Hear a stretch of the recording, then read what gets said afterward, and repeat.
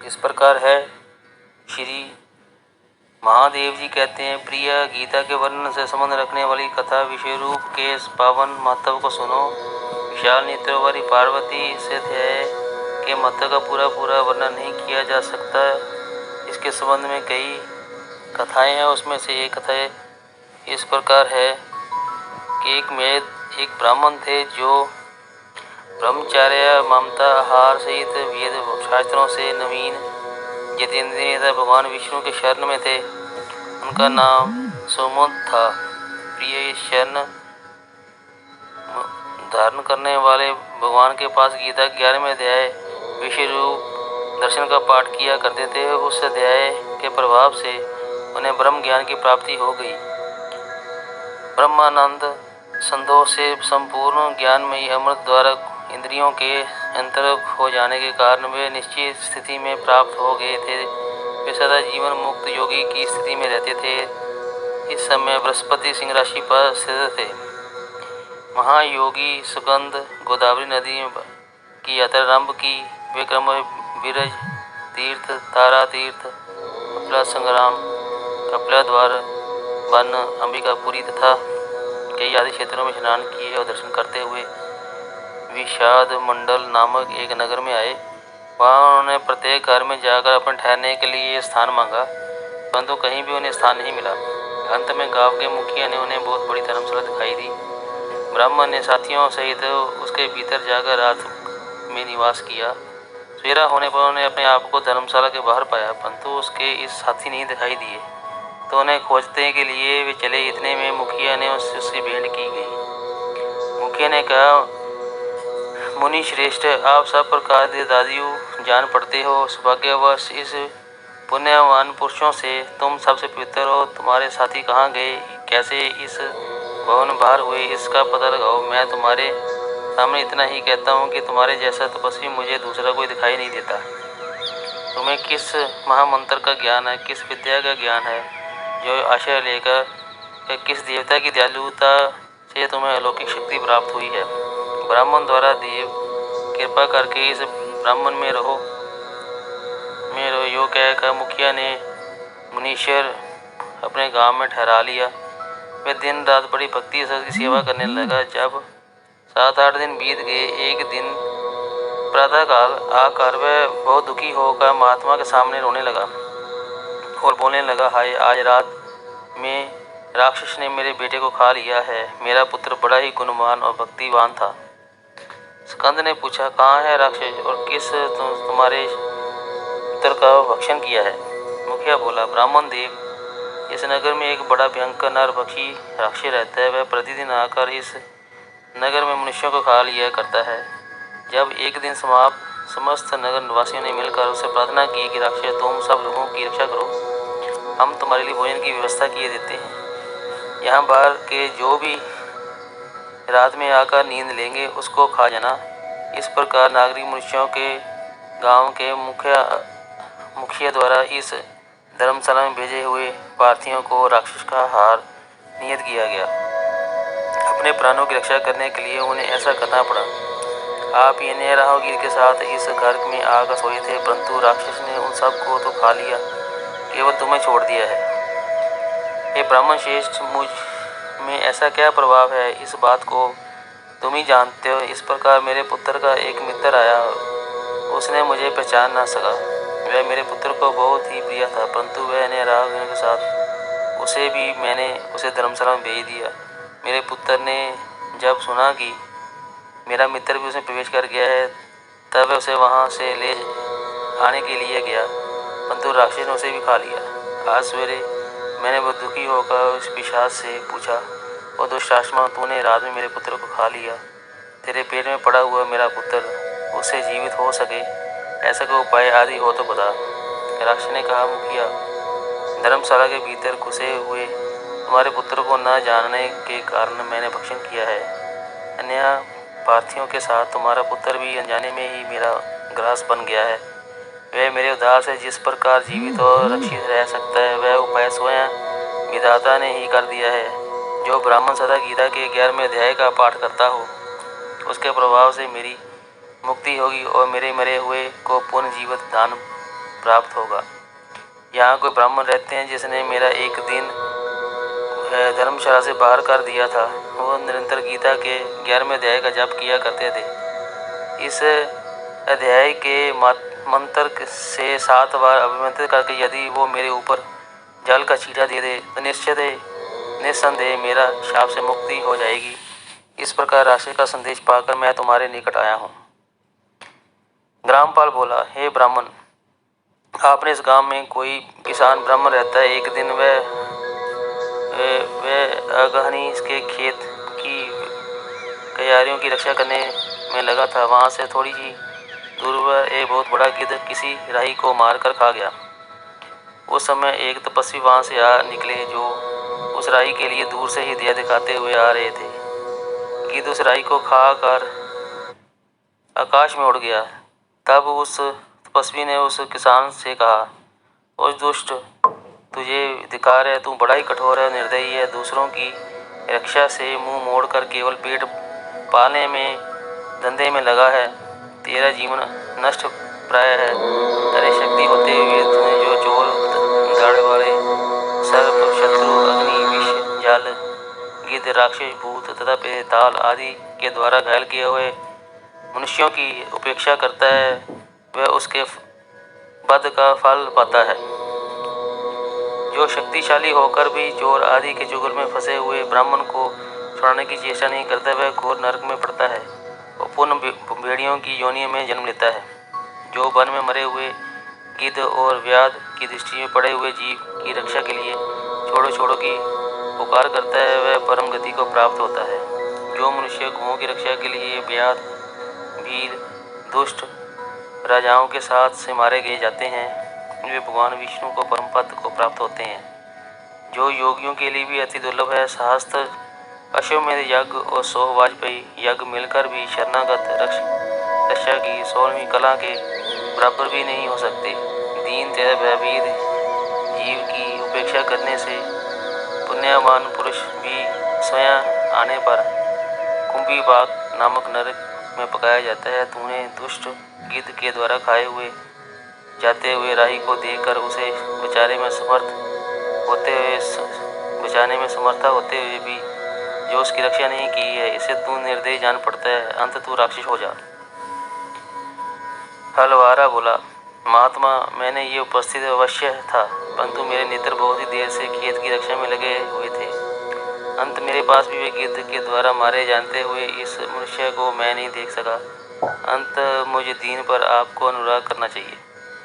तस्य ब्राह्मण ने कहा, जो प्रतिदिन गीता के 11वें अध्याय का जप करता है, उस मनुष्यों के द्वारा अभिमंत्रित जल जब तुम्हारे मस्तक पड़ेगा, उस समय तुम्हें शाप से मुक्ति मिल जाएगी। ये कहकर तपस्वी ब्राह्मण चले गए और वह राक्षस हो गया। अंत देश तुम चलो और 11वें अध्याय से तीर्थ से जल को अभिषेक करो, फिर अपने ही हाथ से वो राक्षस के मस्तक पर से जल छिड़क दो। मुखिया की सारी प्रार्थना सुनकर ब्राह्मण के हृदय में करुणा भर आई। वे बहुत अच्छा कहकर उसके साथ राक्षस के निकट गए। वे ब्राह्मण योगी थे। उन्होंने विश्वरूप दर्शन नामक 11वें अध्याय का जो जल अभिमंत्रित करके उस राक्षस के मस्तक पर डाला, गीता के 11वें अध्याय के प्रभाव से वह शाप से मुक्त हो गया। उसने राक्षस देह का परित्याग करके चतुर्भुज धारण कर लिया तथा उसके जिस शास्त्रों प्राणियों का भक्षण किया था, वे भी शंख चक्र गदा शक्ति धारण किए हुए चतुर्भुज रूप हो गए। अंत वे सभी विमान पर सवार हुए स्वर्ग को चले गए। मुखिया ने राक्षस से कहा, निराशर, मेरा पुत्र कौन है, उसे दिखाओ। उसके जो कहने पर दिव्य दृष्टि वाले राक्षस ने कहा, ये जो तमाल के समान श्याम 4 भुजाधारी मणियों के मुकुट सुशोभित दिव्य मणियों के बने हुए कुंडलों से अलंकृत हैं, हार पहने कारण जिनके कंधे मनोहर प्रतीत होते हैं, जो सोने के भुज बंधों के विभूषित आभूषण कमल समान नेत्रों वाले हाथ में कमल लिए हुए हैं, वे दिव्य विमान में बैठकर देव देवता के प्राप्त हो चुके हैं। उन्हीं को तो अपना पुत्र समझ। ये सुनकर मुखिया ने उस रूप में अपने पुत्र को देखा। उसने अपने घर में ले जाना चाहा, परंतु यह देख पुत्र हंस पड़ा और इस प्रकार कहने लगा। पुत्र बोला, मुखिया, मेरे कई बार तुमने मेरे पुत्र बन चुके हो। पहले मैं तुम्हारा पुत्र परंतु आप देवता हो गया हूँ। इस ब्राह्मण देवता के प्रसाद से वैकुंठ धाम को जाऊँगा। देखो ये निराचार भी चतुर्भुज रूप से प्राप्त हो गया है। 11वें अध्याय के मतों से ये सब लोगों के साथ श्री विष्णु धाम को जा रहे हैं। अंत तुम भी इन ब्राह्मण देव गीता के 11वें अध्याय का अध्ययन करो, निरंतर इसका जप करते रहो। इससे संदेह ही नहीं तुम्हारी ऐसी उत्तम गति होगी। तात मनुष्यों के लिए साधु पुरुष का संग दुर्लभ है, ये भी इस समय तुम्हें प्राप्त है। अंत अपना अभिष्ट सिद्ध करो। दान भोग दान यज्ञ तपस्या और पूर्ण कर्मों से क्या लेना। विश्वरूप अध्ययन के 11वें अध्याय के पाठ से ही परम कल्याण की प्राप्ति हो जाती है। सच्चिदानंद सर्वम श्री कृष्ण भगवान ब्रह्म के मुख से कुरुक्षेत्र में अपने मित्र अर्जुन के प्रति जो अमृत में उपदेश निकला था वही श्री विष्णु का परम सात्विक रूप है। तुम उसी का चिंतन करो। वह मोक्ष के लिए प्रसिद्ध रसायन संसार भय से डरे हुए मनुष्यों के अवधि व्याधि विनाशक तथा अनेक जन्मों से दुखों का नाश करने वाला है। मैं उसके सिवा दूसरे किसी साधन को ऐसा नहीं देखता। अंत उसी का अभ्यास करो। श्री महादेव कहते हैं, यो कहकर सबके साथ श्री भगवान विष्णु परम धाम को चला गया। तब मुखिया ने ब्राह्मण के मुख से उस अध्याय को पढ़ा। फिर वे दोनों ही उसके महत्व से श्री विष्णु भगवान को चले गए। पार्वती, इस प्रकार तुम्हें 11वें अध्याय का महत्व की कथा सुनाई है। इसके श्रवण मात्र से महान पातकों का नाश हो जाता है। हरि ओम तत्सत।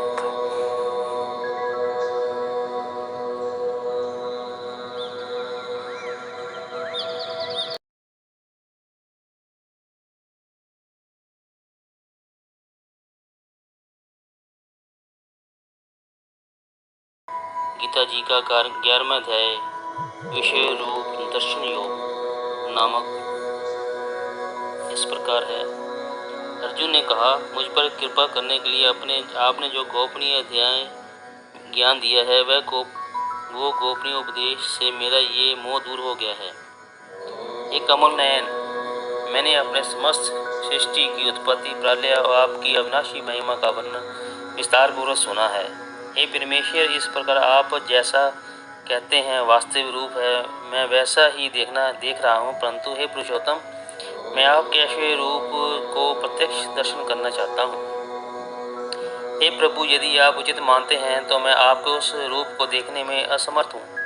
तब हे योगेश्वर, आप कृपा करके मुझे अपने उस अविनाशी विषय रूप का दर्शन कराजिए। श्री भगवान ने कहा, हे पार्थ, अब तुम मेरे सैकड़ों हजारों अनेक प्रकार के लौकिक रूपों को और अनेक प्रकार के रंगों वाली आकृतियों को भी देख।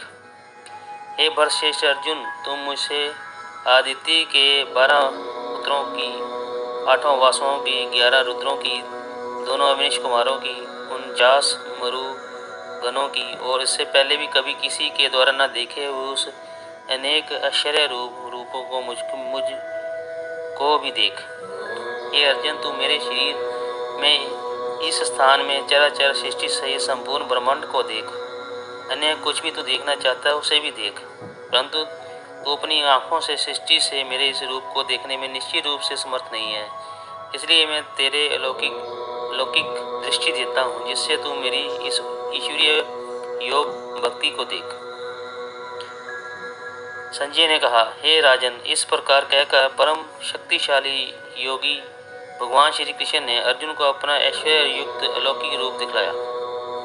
इस विषय रूप में अनेकों मुंह, अनेकों आंखें, अनेकों आश्चर्यजनक दिव्य भूषणों से युक्त, अनेकों दिव्य शास्त्रों को उठाए हुए, दिव्य मलाएं वस्त्र को धारण किए हुए, दिव्य गंध का अनुलेपन किए हुए, सभी प्रकार के ऐश्वर्य संपूर्ण प्रकाश से युक्त, असीम और सभी दिशाओं में मुख किए हुए सर्वव्यापी परमेश्वर को अर्जुन ने देखा।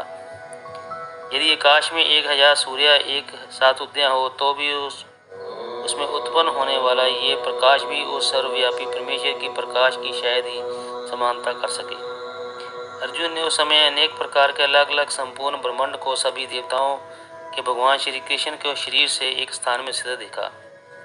तब आश्चर्यचकित हो, हर्षित हो शरीर से अर्जुन ने भगवान को सिर झुकाकर प्रणाम करके हाथ जोड़कर प्रार्थना करते हुए बोला, अर्जुन ने कहा, हे भगवान श्री कृष्ण, मैं आपके शरीर में समस्त देवताओं को तथा अनेक विशेष प्राणियों को एक साथ देख रहा हूँ, जो कमल और आसन पर स्थित ब्रह्मा जी को, शिव जी को, समस्त ऋषियों को और दिव्य सर्पों को भी देख रहा हूँ। हे योगेश्वर, मैं आपके शरीर में अनेकों हाथ, पेट, मुख, आंखें तथा चारों ओर से असंख्य रूप से को देख रहा हूँ। हे विश्व रूप, आप ना तो आपका आदि है, ना ही मध्य है और ना ही मैं देख पा रहा हूँ। मैं आपको चारों ओर से मुकुट पहनाते हुए, गदा धारण किए हुए और चक्र सहित अपार तेज से प्रकाशित देख रहा हूँ और आपके रूप को सभी ओर से अग्नि के समान जलता हुआ, सूर्य के समान चकाचौंध करने वाले प्रकाश को कठिनता से देख पा रहा हूँ।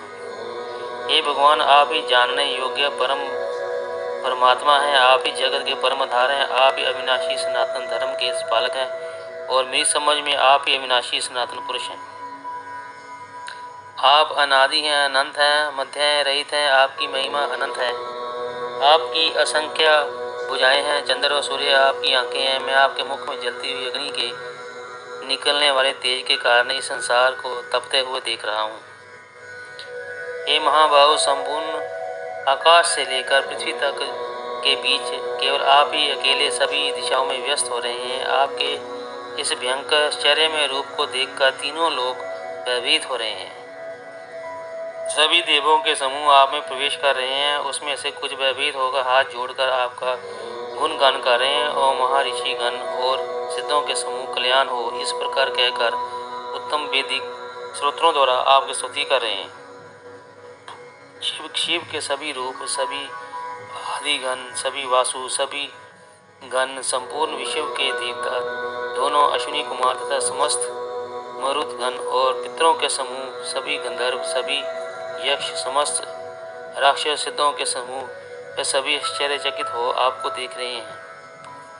हे महाबाहु, आपको अनेकों मुख, अनेकों आंखें, अनजाने हाथ, ज्यादा पैरों, अनेकों पेट और अनेक दांतों के कारण विराट रूप को देखकर सभी लोग व्याकुल हो रहे हैं और उन्हीं की तरह मैं भी व्याकुल हो रहा हूँ। आकाश को स्पर्श करता हुआ अनेकों प्रकाशमान रंगों से युक्त मुख को फैलाए हुए और आपकी चमकती हुई बड़ी बड़ी आंखों को देखकर मेरा मन भयभीत हो रहा है। मैं न तो धैर्य को प्राप्त कर रहा हूँ और ना ही शांति को प्राप्त कर पा रहा हूँ। इस प्रकार दांतों के कारण विकराल और प्रलयकारी की अग्नि के समान आपके मुखों को देखकर मैं आपकी ना तो कोई दिशा को जान पा रहा हूँ और ना ही सुख को प्राप्त हो रहा हूँ। इसलिए हे देवेश्वर, आप मुझ पर प्रसन्न रहें। धृतराष्ट्र के सभी पुत्र, आपके समस्त सहायक वीर राजाओं सहित पितामह भीष्म, द्रोणाचार्य, सूत पुत्र कर्ण और हमारे पक्ष के भी सभी प्रधान योद्धा भी आपके भयानक दांतों वाले विकराल रूप में तेजी से प्रवेश कर रहे हैं और उसमें से कुछ तो दांतों के दोनों सिरों के बीच में फंसकर चूर्ण होते दिखाई दे रहे हैं। जिस प्रकार नदियों की अनेक जल धाराएं बड़े बड़े वेग से समुद्र की ओर दौड़ती हुई प्रवेश करती हैं, उसी प्रकार सभी मनुष्य लोग के वीर योद्धा भी आपके आग उगलते हुए मुखों में प्रवेश कर रहे हैं। जिस प्रकार पतंगे अपने विनाश के लिए जलती हुई अग्नि में बड़ी तेजी से प्रवेश करते हैं, उसी प्रकार ये सभी लोग भी अपने विनाश के लिए बहुत तेजी से आपके मुख में प्रवेश कर रहे हैं। हे विश्वरूप भगवान, आप उस समस्त लोगों को जलते हुए सभी मुखों द्वारा निकलते हुए सभी ओर से चाट रहे हैं और आपके भयानक तेज प्रकाश की किरणें संपूर्ण ब्रह्मांड को झुलसा रही हैं। कृपा करके हे सभी देवताओं के शेष, कृपा करके आप मुझे बताएं कि आप अपने भयानक रूप को वाले कौन हैं। मैं आपको नमस्कार करता हूँ, आप मुझ पर प्रसन्न हो। आपकी निश्चित रूप से आदि भगवान है। मैं आपको विशेष रूप से जानना चाहता हूँ क्योंकि मैं आपके स्वभाव को नहीं जानता हूँ। भगवान ने कहा, इस संपूर्ण जगत संसार का नष्ट करने वाला महाकाल हूँ। इस समय इन समस्त प्राणियों को नाश करने के लिए लगा हुआ हूँ। ये यहाँ स्थिति सभी विपक्ष पक्ष के योद्धा तेरी युद्ध न करने पर विषय में भी नहीं रहेंगे। इसलिए तू यश को प्राप्त करने के लिए युद्ध करने के लिए खड़ा हो और शत्रुओं को जीतकर सुख संपन्न राज्य का भोग कर। ये सभी पहले से ही मेरे द्वारा मारे जा चुके हैं। तू तो युद्ध में केवल नियमित बना रहेगा। द्रोण, भीषण, जयरथ, कर्ण और भी अन्य अन्य अनेकों द्वारा मारे हुए इन महान योद्धाओं से तू बिना किसी भय से विचलित हुए युद्ध कर। इस युद्ध में तू निश्चित रूप से शत्रुओं को जीतेगा। भावार्थ।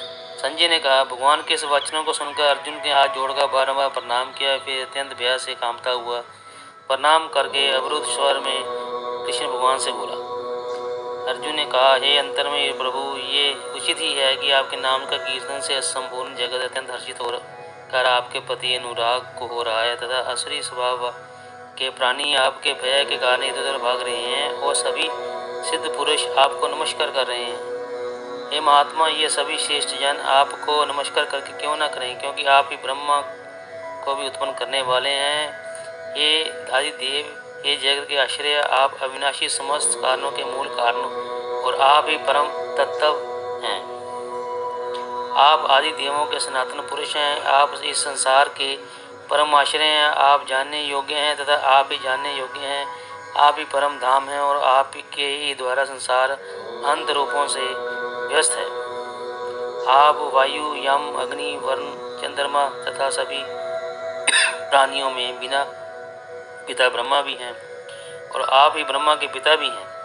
मैं आपको नमस्कार करता हूँ। आपके हजारों बार नमस्कार हो, फिर भी आपको बार बार नमस्कार करता हूँ।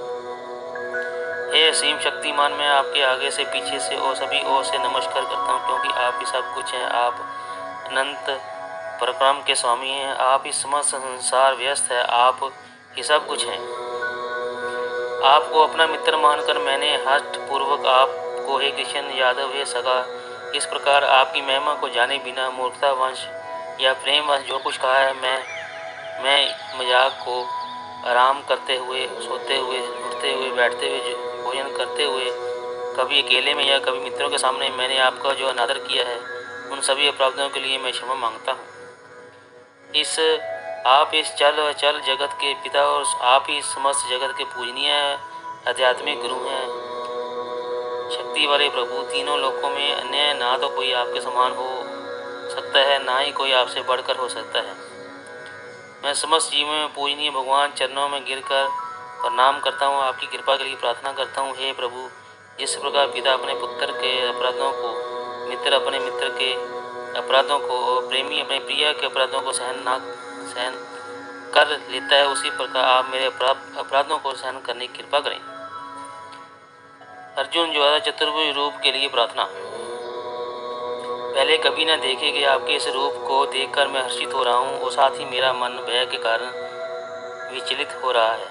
इसलिए देवताओं के स्वामी, हे जगत के आश्रय, आप मुझ पर प्रसन्न हो, अपने पुरुषोत्तम रूप से मुझे दिखाएं। हे हजारों भुजाओं वाले विराट स्वरूप भगवान, मैं आपके मुकुट शयन किए हुए और हाथों में शंख चक्र गदा धारण किए रूप का दर्शन करना चाहता हूँ। कृपा आप चतुर्भुज रूप में मुझे प्रकट हों और दर्शन दें।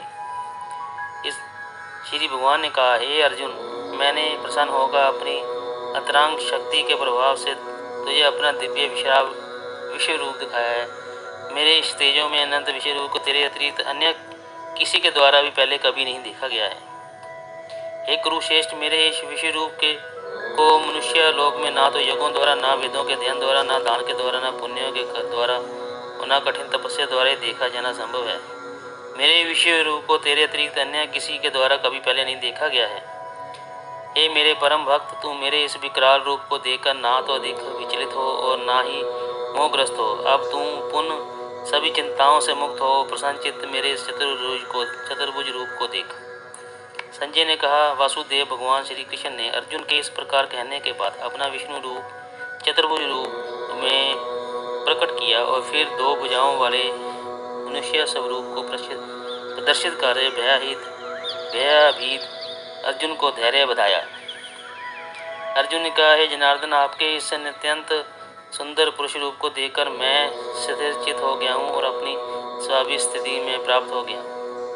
श्री भगवान ने कहा, मेरा जो चतुर्भुज रूप तुमने देखा है उसे देख पाने अत्यंत दुर्लभ है। देवता भी इस शान रूप को दर्शन के लिए आकांक्षा करते रहते हैं। मेरे चतुर्भुज रूप को इसको तेरे द्वारा देखा गया है। इस रूप को ना तो वेदों के अध्ययन से, ना तपस्या से, ना दान से, ना यज्ञ से ही देखा जाना संभव है। हे अर्जुन, केवल अन्याय भक्ति के द्वारा ही मेरा साक्षात दर्शन किया जा सकता है, वास्तविक रूप को जाना जा सकता है और इसी विधि से मुझे प्रवेश भी पाया जा सकता है। हे पांडुपुत्र, जो मनुष्य केवल मेरी शरण होकर मेरे लिए संपूर्ण कर्तव्य कर्मों को करता हुआ मेरी भक्ति में स्थित रहता है, सभी कामनाओं से मुक्त रहता है और समस्त प्राणियों में मैत्री भाव रखता है, वह मनुष्य निश्चित रूप से ही मुझे ही प्राप्त होता है। इस प्रकार उपनिवेश ब्रह्म विद्या योग शास्त्र रूप श्री भगवान श्री गीता के श्री कृष्ण अर्जुन के संवाद के विषय रूप दर्शन योग नाम 11वां अध्याय का संपूर्ण हुआ। ओम तत्सत। ओम तत्सत। जय श्री कृष्ण।